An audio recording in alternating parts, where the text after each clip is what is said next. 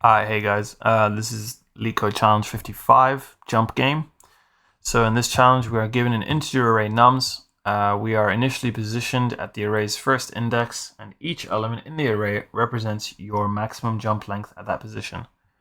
Return true if you can reach the last index, or false otherwise. A very quick example. So in this, let's say we had an array of 2, 3, 1, 1, 4, right? Starting at 2, it means we can jump 2, right? So we could jump to 3, we can jump to 1. We jump to 1, it means we can also jump to 1. We jump to 1, it means we could jump to 4. Additionally, we could also say that we jump from 3 all the way to 4, because it's the maximum jump length. It doesn't mean we have to use all of it. But in this case, we get to 4 anyway. It works anyway, right? So this would be true, right? However, let's say we had an array of 3, 2, 1, 0, and 4, right? In this case, our maximum jump length would be 3. And so we go from here, 1, 2, and 3. So now that we're at 0, we can no longer jump. Okay. Same thing applies if we go to 2, 2, 1, or 1, 2, same thing. And same thing if we go from 1 to, regardless. You get the idea, right? So from here, we can't jump to 4, and therefore we cannot reach the last index. And therefore, we would return false. So the basic steps of this code is that we want to initialize our max reach. We want to iterate through the array, and then we want to return true or false. I think it's pretty easy, this code. I don't think it's particularly difficult. It just needs a little bit of looking at to understand. But you'll get the idea in the end, I'm sure. So, like I said, we'll initialize our integer max reach.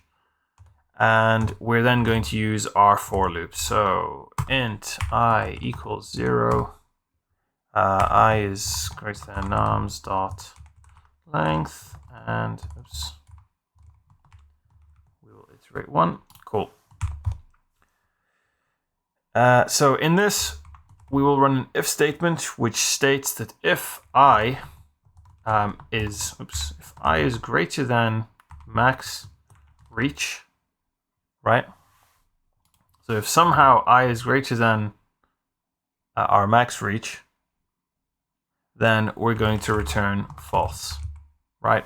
Because if that was the case, then we know that we cannot get to our ending element, and therefore it's impossible to reach the last index. Cool. So we will then here, what we want to do is max reach equals math.max. And we'll be comparing our max reach to I plus nums I. So this we'll be resetting what we'll be setting what our max reach is, which is whichever is bigger, our current max reach or whatever I plus nums I is, or index I is. Cool. So that's pretty simple. So then if we go to our if statement again, we're now going to have if max reach is greater than or equal to nums.length, right? -1, of course. Then the -1 is because of the way that the indexing works, right? Then we will return true, right? And because we're working within this whole system, we have to return true in the end if this is the case. If not, then we'll be returning false here. And so I think this is relatively simple code. I'll just go over it once more, just in case anybody didn't understand. But essentially, here we'll be comparing whether our max reach, so we'll be running our for loop, but to begin with, in our if statement, we'll be comparing if I is greater than our max reach already, then we will return false. So if this is 0 and it's greater than our max reach, then we will automatically return false. Okay, cool, right? Or later on in the loop, if we find that our integer I or our index I is greater than our max reach, then there's no way we can, sorry, not index, sorry, our element I is greater than our max reach, then there's no possible way for us to get to the end. We know that. Great. Okay, cool. That makes it real simple. This will be setting our max reach as we iterate. So as we go through our array, this will be setting the new max reach value for whatever that element is, right? Cool. And then in here, this is comparing our max reach. If it's greater than the length of our array, then that means it is possible to reach the last index with our jump, with our maximum jump, and therefore that's true.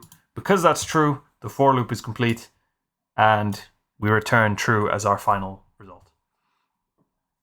And therefore, if I submit this and go to our result, you will see, hooray, it worked.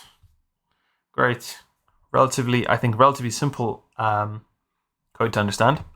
And the runtime is decent. It's, better than 80%. Great. There you go. Anyway, hope that helped. Like, subscribe, comment if there's a problem, or if you got questions, or if you know of a better way to do it. And that is it, really. Thank you. Bye-bye.